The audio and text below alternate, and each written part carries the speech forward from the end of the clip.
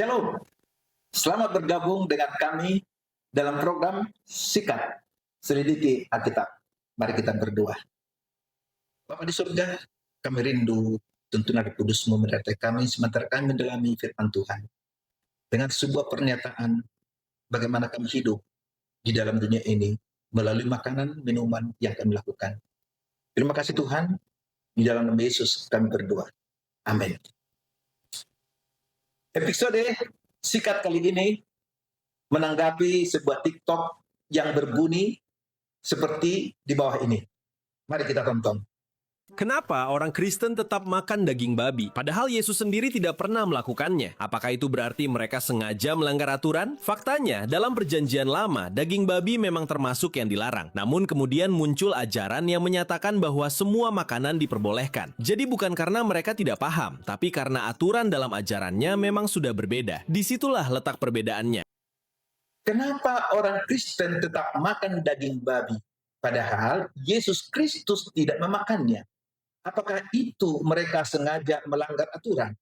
Faktanya dalam perjanjian lama, aturannya daging babi dilarang. Namun kemudian muncul ajaran di perjanjian baru. Semua makanan yang diperbolehkan. Jadi bukan karena mereka tidak paham, tetapi karena aturan dan ajarannya berbeda. Disitulah letak perbedaannya. Maka dalam perjanjian baru, makan daging babi tidak salah. Apakah benar demikian? Mari kita selidiki Alkitab. Pertama-tama kami menyampaikan bahwa firman Tuhan itu tidak berubah-ubah, baik dalam perjanjian lama maupun perjanjian baru. Ibrani 13 ayat 8, Yesus Kristus tetap sama, baik kemarin, pada hari ini, sampai selama-lamanya. Matius 24 ayat 35, langit dan bumi akan berlalu, tetapi perkataanku tidak akan berlalu. Firman Tuhan bersifat kekal, mutlak benar, dan tidak akan gagal.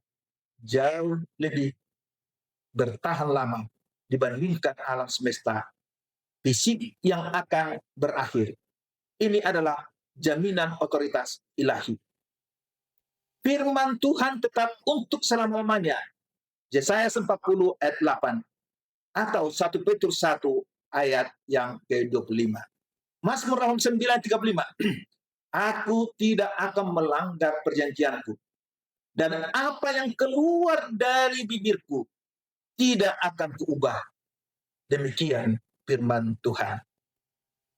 Pertama, kita harus dalami kembali, sekedar mengulangi apa makanan manusia yang ditentukan oleh Tuhan. Ingat, yang menciptakan manusia adalah Tuhan. Tentu Tuhanlah yang menentukan makanan manusia. Sama dengan pabrik mobil. Yang menciptakan mobil atau membentuk mobil adalah pabrik. Dan yang menentukan bensin atau solar adalah pabrik, bukan pemakainya. Maka kita dengan jelas berkata, Tuhan menentukan makanan manusia, yaitu biji-bijian dan buah-buahan. Kejadian 1 ayat 9. Setelah manusia diusir dari Taman Eden, ditambahkan sayur-sayuran. Kejadian 3 ayat 18. Yang ketiga, daging yang tidak haram adalah makanan emergensi. Bila tidak ada biji-bijian dan buah-buahan sayur-sayuran. Itu terjadi dalam peristiwa Nuh, air bah. Dalam Kejadian 9 ayat 3 dan 4, segala yang bergerak boleh kamu makan, tetapi darah tidak boleh dimakan. Segala yang bergerak yang dimaksud dari 7 pasang binatang halal, tidak termasuk 1 pasang binatang yang haram, agar tidak punah. Fakta, Nuh mempersembahkan korban persembahan bagi Tuhan dari binatang dan burung yang halal. Kejadian 8:20 berkata, lalu Nuh memberikan persembahan bagi Tuhan dari binatang yang tidak haram dan dari burung yang tidak haram. Diambilnya lah beberapa ekor. Lalu ia mempersembahkan korban perkara di atas mezbah tersebut. Jelas, Nuh tidak memakan binatang haram. Ada yang mengatakan haram dan halal adalah untuk bangsa Israel. Ini masalah ini. Dari Nuh hingga bangsa Israel keluar dari Mesir kurang lebih 900 tahun. Ya, menurut catatan Alkitab. di mana Nuh berada di tahun 2348 di BC. Dan bangsa Israel keluar dari tanah Mesir 1446. Dengan kata lain, kurang lebih 900 tahun atau hampir 1000 tahun. Jadi, tentang binatang haram dan halal sudah ada sebelum bangsa Israel keluar dari Mesir. Binatang haram dan halal adalah untuk manusia sampai di akhir zaman. Mengapa Allah membatasi umatnya, makanan umatnya? Bagus pertanyaan ini. Kita jawab sesuai dengan ayat Alkitab. Ulangan 14 ayat 2. Sebab engkaulah umat yang kudus bagi Tuhan Allahmu. Dan engkau dipilih Tuhan untuk jadi umat kesayangannya dari antara segala bangsa yang ada di atas muka bumi. Ayat 4, ayat 3. Janganlah kamu memakan sesuatu yang merupakan kekejian atau haram. Kamu imamat yang rajani, umat pilihan Tuhan, umat yang kudus, jangan makan makanan yang haram. Imamat 11, yang kedua, Imamat 11 44 sampai 47. Sebab akulah Tuhan Allah, maka haruslah kamu menguduskan dirimu. Dan haruslah kamu kudus, sebab aku ini kudus. Dan janganlah kamu menajiskan dirimu dengan setiap binatang yang mengeriap dan merayap di atas bumi, yaitu binatang haram. Ayat 45. Sebab aku Tuhan yang telah menentukan kamu keluar dari tanah Mesir, supaya menjadi Allah. Jadilah kudus, sebab aku ini kudus. Itulah hukum tentang binatang berkaki 4, burung dan segala makhluk hidup yang bergerak di air, dan segala makhluk yang mengeriap di atas bumi, yakni untuk membedakan antara yang najis dengan yang tahir, antara binatang yang boleh dimakan dengan binatang yang tidak boleh dimakan. Perhatikan, Imamat 11 memberikan ciri-ciri binatang yang diizinkan Tuhan boleh dimakan. Ciri-ciri binatang berkaki 4 yang boleh dimakan adalah setiap binatang yang berkuku belah dan memamah biak boleh kamu makan. Jadi berkuku belah dan memamah biak, dua ciri-ciri khas. Untuk memamah biak tetapi tidak berkuku belah, haram itu bagi. Bagi berkuku belah tetapi tidak memakan memamah biak, itu haram bagimu. Sangat jelas firman Tuhan. Bagaimana dengan yang hidup di air? Imamat 11 ayat 9. Segala yang bersisik dan bersisik di dalam air boleh kamu makan. Segala yang bersisik tetapi tidak bersisik, haram bagimu. Segala yang bersisik tetapi tidak bersirip, haram bagimu. Bagaimana dengan burung?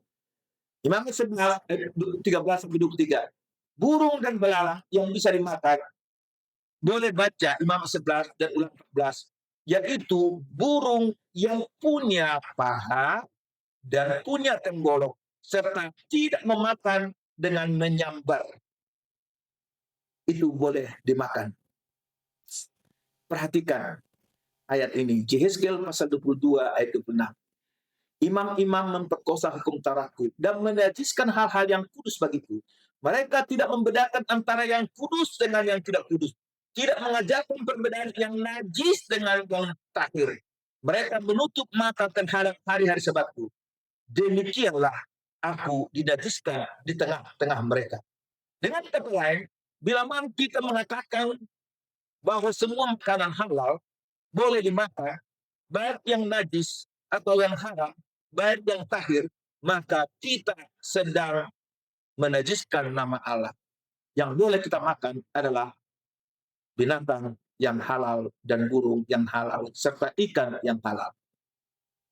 Kembali ke episode singkat, bahwa ada beberapa ayat yang disalah mengerti dan ditafsirkan menurut mereka, yaitu Matius 15 ayat 11 dan 17-18, Matius 7 ayat 15 dan 20, Kisah 20, Kisah 10 ayat 11 dan 16. Perhatikan Matius 15 ayat 11. Dengar dan camkanlah, bukan yang masuk ke dalam mulut yang menajiskan orang, melainkan yang keluar dari mulut, itulah yang menajiskan orang. Tidak tahukah kamu bahwa segala sesuatu yang masuk ke dalam mulut turun ke dalam perut, lalu dibuang ke jambat. Tetapi apa yang keluar dari mulut berasal dari hati. Itulah yang menajiskan orang. Ayat 19. Karena dari dalam hati timbul segala pikiran jahat, pembunuhan, perzinahan, percabulan, pencurian, sumpah palsu. Ayat 20. Itulah yang menajiskan orang. Tetapi makan dengan tangan yang tidak dibasuh tidak menjadikan orang. Matius pasal 15 atau Matius pasal 7, tentang ayat ini adalah perintah Allah dan adat istiadat Yahudi. Ayat pertama kita baca. Kemudian datang beberapa orang Farisi dan Taurat dari Yerusalem kepada Yesus dan berkata, mengapa murid-muridmu melanggar adat istiadat nenek moyang kita? Mereka tidak membasuh tangan sebelum mereka makan. Ayat ketiga, tetapi Yesus kepada mereka, mengapa kamu melanggar perintah Allah demi adat istiadat nenek moyangmu? Permasalahan yang mereka hadapi adalah mengenai makan dengan tidak mencuci tangan. Bukan masalah haram dan halal. Tetapi ada istiadat Yahudi mengharamkan bila mana mencuci tangan, tidak mencuci tangan pada saat makan.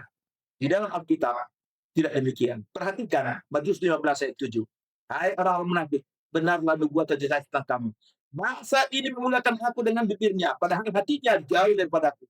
Percuma mereka beribadah kepadaku, sedangkan ajaran yang mereka ajarkan ialah perintah manusia. Itu sebabnya di ayat 17, tahukah kamu bahwa segala sesuatu yang masuk ke dalam mulut turun ke dalam perut dan dibuang jambu. Tetapi apa yang keluar dari mulut berasal dari hati. Itulah yang menajiskan orang. Lalu Petrus berkata, jelaskan perumpamaan itu kepada kami. Jawab Yesus, kamu pun masih belum dapat memahaminya. Tidak tahukah kamu bahwa segala sesuatu yang masuk ke dalam mulut turun ke jambu? Ayat 2, tetapi apa yang keluar dari mulut berasal dari hati. Itulah yang menajiskan orang. Karena dalam hati timbul pemikiran jahat, pembunuhan, perzinahan, pencabulan, pencurian, sumpah palsu, dan hujat. Ayat 20. Itulah yang menajiskan. Tetapi makan dengan tangan yang tidak dibasuh tidak menajiskan orang. Matius 15 dan 17, pasal 7, tidak membicarakan tentang makanan binatang haram atau binatang halal. Tetapi makan dengan tangan yang tidak dibasuh. Menurut ahli Farisi, itu haram. Tetapi Yesus berkata, tidak, bahwa pikiran yang jorok, pikiran yang hati yang jahat, itulah yang menajiskan. Jadi, Matius 15 ke Matius 7 bukanlah merubah firman Tuhan tentang jenis makanan, tetapi membicarakan ada istiadat Yahudi. Adalah haram hukumnya bila tidak mencuci tangan saat makan. Pesan utama dan kunci yang dapat menjaga kemurnian hati, karena sikap hati menentukan tindakan. Ada apa maksud Tuhan menunjukkan kain lebar dalam Kisah pasal 10 ayat 11 dan 12 sampai 14, yaitu segala jenis binatang baik yang menjalar termasuk burung. Nah, ini ayat sering disalah mengerti. Sikap selidiki Alkitab, kita baca baik-baik. Baik, perikop Kisah pasal 10 yaitu tentang pertemuan Petrus dan perwira Cornelius. Fakta dalam Kisah pasal 10. Perhatikan baik-baik. Kisah 10 ayat 1 dan 2, bahwa Cornelius perwira Italia adalah seorang yang saleh, takut akan Tuhan, dan banyak membantu orang Yahudi walaupun dia bukan orang Yahudi. Orang Yahudi menganggap dia kafir, tidak boleh bertemu dengan Cornelius. Itu poin penting. Yang kedua, malaikat Tuhan dalam satu penglihatan hadir di rumah Cornelius. Semua doamu, sedekahmu telah naik ke hadirat Allah, dan Allah mengingat engkau. Dalam Kisah pasal 10. Malaikat itu memerintahkan Cornelius untuk menjemput Petrus. Kisah 10 ayat 5. Ini fakta ya. Fakta berikutnya, Cornelius memerintahkan ketiga orang hambanya untuk menjemput Petrus di Yope. Kisah 10 ayat 7 sampai 9. Petrus sedang mendapat penglihatan kain lebar. Di dalamnya terdapat berbagai jenis binatang. Berkaki 4. Binatang menjalar dan burung. Yaitu kisah 10 ayat 11 dan 15. Kita baca kisah 10 ayat 11 sampai ayat yang ke-14. Nampaklah olehnya dari langit terbuka dan turun sesuatu benda bentuk kain lebar yang bergantung pada keempat sudutnya, yang diturunkan ke tanah. Ayat 12. Di dalamnya berbagai jenis-jenis binatang berkaki 4. Binatang menjalar dan burung. Ayat 13. Kedengaranlah olehnya suatu suara dan berkata, bangunlah hai Petrus, sembelihlah dan makanlah. Ayat 14. Tetapi Petrus menjawab, tidak, Tuhan, tidak. Sebab aku belum pernah memakan sesuatu yang haram. Dan yang tidak tahu. Nah, apa maksud penglihatan Petrus tersebut? Mari selidiki Alkitab. Perhatikan ayat 15. Kedengaran pula untuk kedua kalinya. Berkata kepadanya, apa yang dinyatakan halal oleh Allah, tidak boleh engkau menyatakan haram. Ayat 16. Hal itu terjadi sampai 3 kali. Dan segera sesudah itu terangkatlah. Dengan kata lain, Petrus tidak memakan apa yang sudah dilihatnya. Ayat 17. Petrus bertanya-tanya dalam pikirannya, apa kiranya arti penglihatan yang telah dilihatnya itu? Sementara itu telah sampai di muka pintu. Ingat, 3 orang utusan dari Cornelius, ya, disuruh untuk mencari Petrus. Ini sangat jelas menunjukkan bahwa orang Yahudi di dalam Kisah pasal 10 ayat 28. Orang Yahudi dilarang keras bergaul dengan orang yang bukan Yahudi. Ingat, Cornelius itu bukan orang Yahudi. Dia kafir. Lalu berikutnya Petrus sadar tugasnya untuk memberitakan kabar Injil di mana Yesus sebagai juru selamat dunia. Sampai Cornelius dan seluruh yang hadir memberikan diri mereka untuk dibaptis. Kisah 10 ayat 37 sampai 40. Di mana catatan yang kita lihat bahwa Petrus menceritakan di hadapan Cornelius. Setelah Petrus tiba di rumah Cornelius, sudah banyak keluarganya berkumpul. Maka Petrus menceritakan tentang Yesus. Yesus yang menjelma manusia, mati di salib, lalu bangkit pada hari Minggu, hari ketiga, dan dia masuk ke dalam surga. Dia satu-satunya juru selamat dunia. Tetapi dia dibinasakan oleh orang-orangnya sendiri, yaitu bangsa Israel. Orang Yahudi benar sangat dilarang untuk bertemu dengan non-Yahudi. Tetapi Petrus telah bertemu dengan mereka. Lalu ayat 30, kisah 10 kita lalu mulai Petrus berbicara kepadanya. Sesungguhnya aku telah mengerti bahwa Allah tidak membedakan orang. Nah, setiap orang dan bangsa manapun yang takut akan dia dan yang mengamalkan kebenaran berkenan kepadanya. Kita lihat ini. Fakta ayat 36 sampai 40. Petrus mengatakan Injil tentang Yesus bahwa semua mereka dibaptiskan. Artinya, kisah 10 adalah pekabaran Injil kepada non-Yahudi yang dilambangkan dengan gambaran konteks yang kita lihat, yaitu binatang yang dia lihat. Perhatikan, semua binatang yang ada dalam kita pasal 10 ayat 12 itu di dalam berbagai jenis binatang. Berkata yang 4, menggambarkan pertama lambang semua bangsa.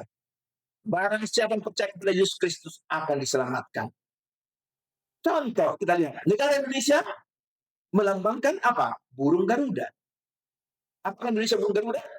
Itu lambang. Negara Amerika lambangnya adalah burung Raja Wali. Apakah orang Amerika burung Raja Wali? Tidak, itu lambang. Negara Australia adalah kanguru. Dan negara Rusia berbuah. Lambang negara Singapura, singa. Lambang negara Malaysia, harimau. Jadi semua binatang di kain lebar itu adalah lambang dari setiap bangsa yang ada di dunia yang harus diberitakan Injil keselamatan. Semoga pemirsa mengerti maksud dari kisah pasal 10. Dengan kata lain, bahwa binatang haram dalam perjanjian lama dan perjanjian baru tetap haram. Karena binatang haram tidak akan masuk. Memang yang memakan binatang haram tidak akan masuk surga. Di dalam Yesaya 66 kita bacakan ayatnya, ayat 15 sampai 17. Boleh pemirsa membacakannya sendiri. Saya simpulkan bahwa semua orang yang berdukun dan semua orang yang memakan babi dan binatang haram akan dibinasakan sekaligus oleh Yesus Kristus pada saat kedatangannya yang kedua kali. Demikianlah firman Tuhan. Bukan firman Situmorang, bukan firman Advent, tetapi demikianlah firman Tuhan. Bahwa orang yang suka berdukun, makan babi dan makan binatang haram lainnya akan dibinasakan sekaligus pada saat kedatangan Yesus kedua kali. Matius 7 ayat 21. Bukan setiap orang yang berseru kepada aku, Tuhan, Tuhan akan masuk ke dalam kerajaan surga. Melainkan dia yang melakukan kehendak Bapakku yang di surga. Kehendak Bapakku adalah muliakan Tuhan dengan tubuhmu. Baik makan, baik minum, muliakan Tuhan. Dan melakukan yang lain juga, muliakan Tuhan. 1 Korintus 10 ayat 31. Kita satu dalam Kristus. Jangan ada perbedaan pendapat tentang makanan. Karena makanan tidak akan bisa menghalang, makanan haram tidak akan menyucikan manusia, tetapi mengharamkan manusia sendiri. Dan orang yang akan binatang haram pasti tidak akan masuk surga. Semoga firman Tuhan ini boleh menjadi berkat bagi kita dan nama Tuhan dipermuliakan. Kita berdoa. Bapa di surga, ampuni kami Tuhan bila mana kurang mengerti akan firman Tuhan. Hamba-Mu telah mengungkapkan melalui program Sikat Selidiki Alkitab bahwa binatang haram tidak boleh dimakan sesuai dengan firman. Firman-Mu tidak berubah-ubah dulu, sekarang, sampai selama-lamanya. Bahkan orang-orang memakan binatang haram sesuai dengan Yesaya 66 ayat 15 sampai 17 dan Wahyu pasal 21 ayat 27 bahwa orang-orang makan binatang haram akan dibinasakan sekaligus. Demikianlah firman Tuhan. Semoga pemirsa menerima dan mereka meneladaninya, menuruti akan kehendak-Mu, sehingga kami mudah masuk dalam kerajaan surga Tuhan siapkan kebaikan. Di dalam nama Yesus kami berdoa. Amin. Mari ikuti Sikat Selidiki Alkitab selanjutnya. Tuhan Yesus memberkati.